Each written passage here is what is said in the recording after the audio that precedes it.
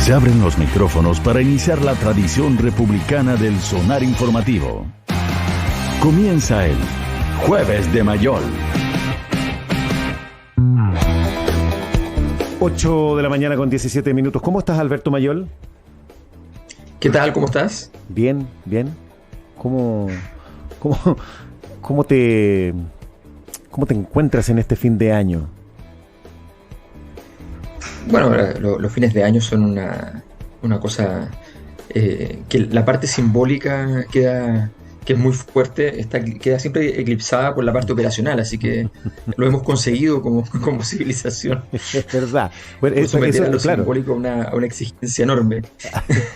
No, pero tú te refieres a eso de que la parte simbólica queda eclipsada por lo operacional a la situación familiar, porque eso pasa también, ¿no? No, a lo todo, operacional a o sea, nivel doméstico como que tiende a eclipsar lo simbólico también.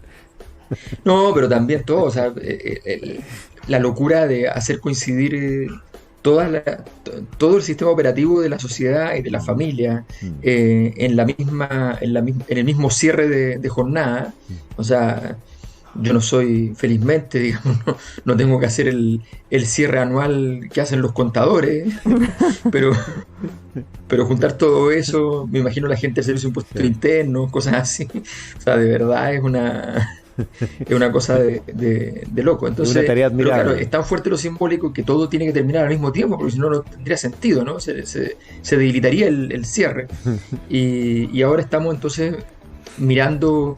Yo me acuerdo que hace unos años atrás era muy normal dedicarle mucho rato a mirar lo que pasó, sí, ¿no? Y darle tiempo a lo que pasó. Sí. Pero ahora es como sigue un par de corriendo. horas sigue y después pasando. Ya vamos al futuro. Claro. Porque además no hay tiempo para detenerse a mirar. Sí, impresionante. Pero de todas maneras, en ese ejercicio, si tuviéramos que hacer una suerte de balance o detenernos en aquello que ha sido lo que tú rescatarías de este año políticamente, y cuando digo lo rescatarías, no lo digo necesariamente en el sentido positivo, sino todo lo que ha marcado este año políticamente. O sea, yo creo que nosotros vivimos en este año tres grandes olas que someten a las sociedades a una situación de altísimos niveles de estrés, una situación muy extravagante. Vivimos, en primer lugar, veníamos del octubre fue naturalmente fue a fin de año, digamos, y por tanto nuestro inicio de año está marcado por el estallido social, que es una forma de despliegue de energía de la sociedad muy, muy particular. Es un estallido, es un ataque histérico, es una necesidad de liberación, de emancipación, y con las calles llenas.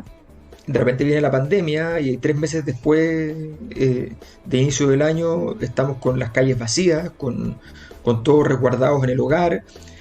Pasamos de todo estar en lo público a todo estar en lo privado. Es una cosa muy, muy inquietante que también te deja en una posición muy extraña como sujetos. La palabra, los seres humanos nos constituimos socialmente como sujetos. Y la palabra sujeto tiene un significado, significa que uno está sujeto a algo. O sea, y entonces cuando tú estás sujeto primero a una cosa explosiva y después a un silencio absoluto, es una cosa extraña. Y después viene la recesión, que viene a decirte, bueno, y si esto es difícil de asumir en términos existenciales, tiene complejidades conceptuales y emotivas, resulta que también, además, vamos a estar sometidos a las problemáticas que derivan de la falta de dinero. Y eso, claro, se ha visto paliado en los últimos meses por los retiros del 10%, que tienen un rol ritual, por un lado, desde el punto de vista de un triunfo frente a las AFPs que habían sido declaradas ya empresas non gratas hace bastante tiempo, pero también tiene un contenido, un significado evidentemente económico. Es evidente que por más que uno entienda y efectivamente considere que es una disputa política, fundamentalmente esa cantidad de plata ha salvado, ha permitido funcionar, pero con algo que es insustentable. Obviamente no se puede estar retirando eternamente los 10% de la AFP, menos si además no se ha construido un sistema de pensiones alternativo. Entonces, objetivamente, estamos en un escenario desquiciado que para mí se manifiesta en en lo que pasó, que ahora está el fallo del Tribunal Constitucional, por ejemplo, con un gobierno que al mismo tiempo estaba mandando un proyecto de ley para retirar el 10% y mandando un escrito al Tribunal Constitucional diciendo que era inconstitucional retirar el 10%. Entonces es una cosa formidable, digamos, y eso habla de un año lleno de contradicciones, donde domesticar la energía disponible ha sido muy difícil, y donde todos estamos un poco descolocados frente a lo que significa, lo que viene, donde también yo creo que sentimos que de verdad ya lo hablábamos hace una semana, se acabó el siglo XX.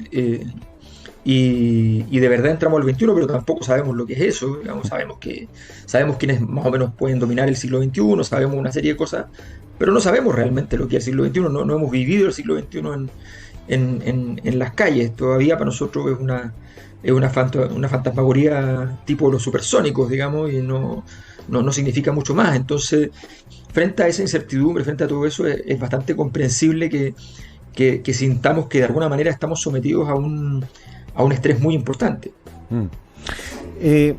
A ver, hay varias cosas ahí y hay varias cosas, digamos, de lo que tú dices que son interesantes de analizar, pero me gustaría también mirar cómo ves tú el camino que ha llevado el gobierno, que ha llevado Piñera, con todo lo que implica manejar una pandemia y una situación, digamos, que no estaba en los cálculos de nadie.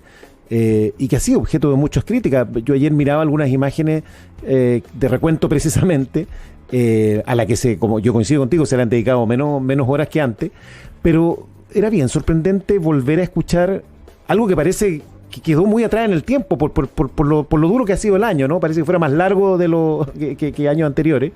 Y entonces, escuchar a Mañalich de nuevo diciendo algunas cosas como de que el virus puede mutar en buena persona, o que la idea es que todos nos contagiemos, en fin, una serie de cosas que parecen increíbles, ¿no?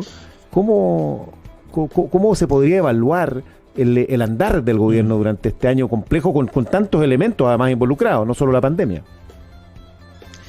Sí, yo tengo la impresión de que la pandemia, como todas las cosas grandes, digamos, son una tentación también. Y los gobiernos en general caen un poco en la tentación de utilizar esa herramienta. Esa herramienta este gobierno la utilizó y para ser bien honesto, la utilizó exitosamente. No digo bien porque eso supondría un análisis, un juicio de valor, pero la usó exitosamente al principio, lo que le permitió a Sebastián Piñera salir de una situación muy, muy, muy difícil. No digo incómoda, llegó ya difícil realmente. Y donde efectivamente Mañalich fue la clave. Fue la clave porque todas esas acciones que tú describes, de alguna manera, construyeron un posicionamiento fuerte para el gobierno, y el gobierno, que tiene esta tendencia muy de Piñera de ser una bala loca, de ser Piñera un acelerador de partículas, no es un tipo que tranquilice los escenarios, sino que siempre abre escenarios. Mañalich puso en medio de Palacio de la Moneda una roca que no se movía respecto al tema de la pandemia, y eso en términos políticos es valioso. El análisis de la situación de la pandemia en términos de salubridad es un asunto que efectivamente habrá que analizar desde el punto de vista de los salubristas. Yo tengo la impresión que de alguna manera todos los países hemos estado frente a la pandemia jugando a que supuestamente con las herramientas habituales que tenemos en los sistemas de salud somos capaces de controlarlo, en circunstancias que la verdad es que no hay mucho que se pueda hacer frente a fenómenos como estos. Cuando se ponen estadísticamente intensos, no hay nada que hacer en el fondo, más que efectivamente tratar de evitar que esa curva ascendente sea aún más intensa y más prolongada en tiempo. Entonces, creo que en términos generales el juicio de las pandemias en todos los países del mundo es más bien político. Yo comparo lo que se dice del gobierno de izquierda de España, ¿ya? Con lo que se dice del gobierno de Piñera acá, y es muy parecido. No estoy diciendo que Piñera lo haya hecho bien, porque en absoluto creo que se hayan tomado muchas medidas, pero lo que digo es que en general en todos los países los gobiernos son acusados más o menos de las mismas cosas. Ahora, más allá de eso, creo que efectivamente uno ve para atrás y dice, ya, de verdad, en cierto momento esto fue bastante alucinante desde el punto de vista de la conducta de los actores políticos. Fue muy extravagante, como sigue siendo, o sea, sigue siendo con esta misma semana, con la subsecretaria mostrando el papelito que es evidente, es evidente que no que es un error que revela una desesperación, una sensación de vulnerabilidad dentro del Palacio de Gobierno. Cualquier persona sabe que escribir un papelito y mostrarlo por la tele es una mala señal, digamos. Alberto, hay una frase que dijo Jacqueline Van Rysselberghe hace poquito, nomás en una entrevista. El gobierno estuvo muy cerca de caer, más cerca de lo que la gente piensa. ¿Cómo interpretas esa frase? La interpreto como algo que era más o menos lógico y pensable, pero que nunca tuvimos ninguna referencia empírica salvo esta. Y es que la decisión fue de si caía o no caía, estuvo siendo reflexionada en la derecha. La única forma que este gobierno podía caer era que cayera por derecha, no podía caer por izquierda. Claro. Y lo que significa es que hubo un momento que hubo personas que dijeron, creemos que esto es mejor que efectivamente caiga, porque objetivamente el daño, a ver, aquí hay una cosa que es súper evidente y es muy sorprendente además. En manos de Sebastián Piñera, lo que está pasando es que ha quedado consolidado, aun cuando no se hayan firmado los proyectos, pero ha quedado consolidado. Bueno, hay cosas que se quedaron consolidadas, como el cambio constitucional, como una asamblea constituyente, y quedó consolidado ya la crisis total del sistema de AFP, la crisis de las grandes empresas privadas en términos de legitimidad quedó ya completamente consagrada. Y además significa cambios que van a venir, o sea, no cabe ninguna duda que va a haber una nueva estructura tributaria en un nuevo gobierno, no cabe ninguna duda que van a haber más derechos sociales, no cabe ninguna duda que van a haber una serie de cosas que hoy día no existen. Eso que estamos viviendo se debe a Sebastián Piñera. Entonces, obviamente, su sector, cuando ve eso, dice, bueno, esto no puede ser, y por eso entendemos por qué Sebastián Piñera en un momento determinado hizo todo lo que la UDI le pidió.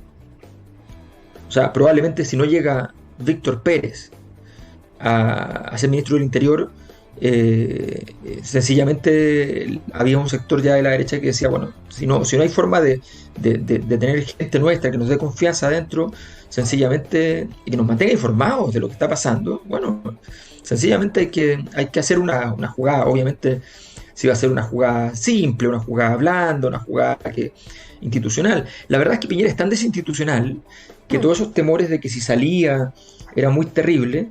La verdad es que el único problema institucional que existe se llama Sebastián Piñera.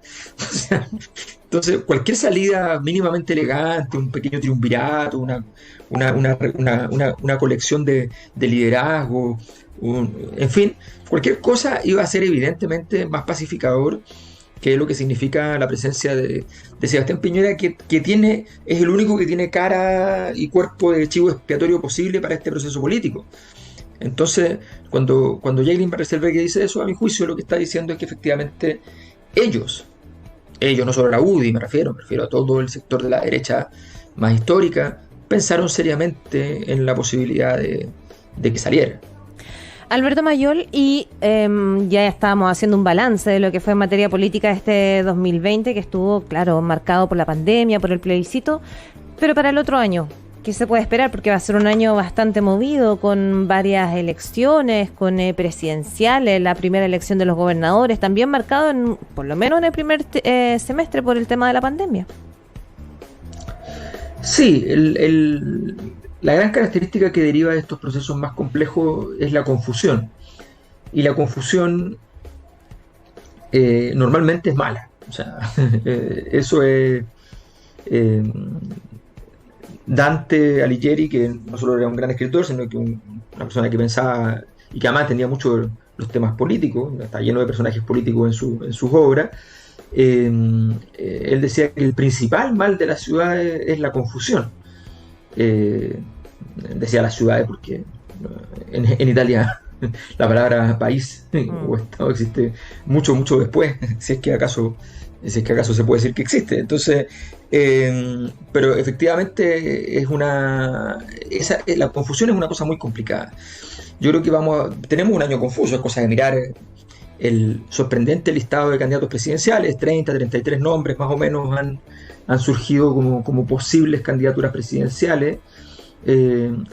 Vamos a ver efectivamente una incapacidad de construir acuerdos que ya se ha consolidado, que ya está bastante clara, que obviamente no se le puede culpar a nadie en particular, sino que a todos en general, en términos de poder avanzar con soluciones.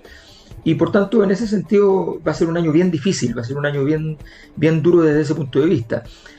Obviamente, se supone que desde el punto de vista económico puede que haya un poco, bueno, necesariamente va a haber crecimiento porque se va a recuperar parte de lo perdido, pero eso no significa que sea realmente crecimiento. Los niveles de pobreza son más notorios, no nos olvidemos que el retiro del 10%, en el primer retiro ya el 20% de la población se quedó sin un peso dentro del sistema,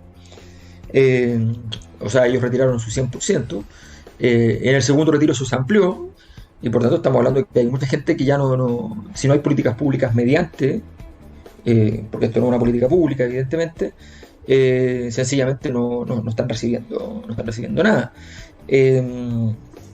Por tanto, la situación va a ser compleja, pero además Chile tiene que tomar decisiones muy, muy complicadas. Chile en Chile se sabe que llevamos 20, 30 años a sabiendas de que venía un mundo nuevo, muy distinto al anterior, y sobre lo cual hemos hecho muy poquito, o las cosas que se han hecho incluso podemos decir que han sido hechas por personas, no hechas por instituciones.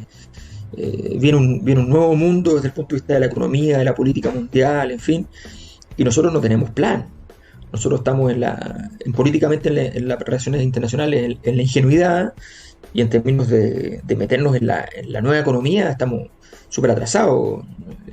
Hay un par de noticias que permitirían pensar que Chile puede entrar de alguna manera, pero en una posición muy periférica y por tanto lejos de ese famosísimo sueño que yo creo que ya a estas alturas nos empezamos a dar cuenta que nunca fue, que como decía un economista de los 80, la modernización de Chile es una modernización de escaparate, de mostrador de tienda, y en el fondo yo creo que efectivamente ya empezamos a asumir todo con más dolor o menos dolor, que el sueño del Chile desarrollado no era tal.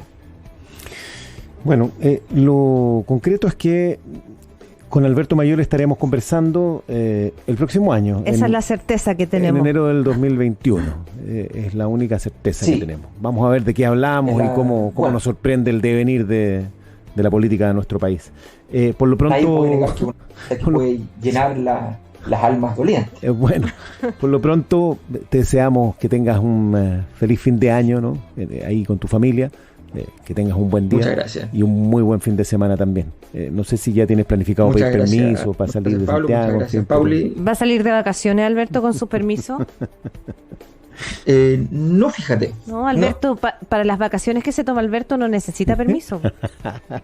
Va directo. No voy a salir para... No, es que lo que pasa es que, bueno, no se las puedo contar todavía, pero se las voy a contar la próxima semana. Ya, ¿tenemos novedades? Sí, del futuro de Alberto Mayol. Okay. La próxima semana entonces vamos a tener la primicia y la exclusiva de qué va a ser de Alberto Mayol el 2021. El candidato 34. El candidato. Nuevamente a la carrera presidencial, Alberto Mayol. ¿Presidencial o distrito 10? No. Distrito 10, distrito 10. No, para otros distritos parece. No, tampoco, no, si no voy a cantar nada. No digo a otros distritos más lejanos.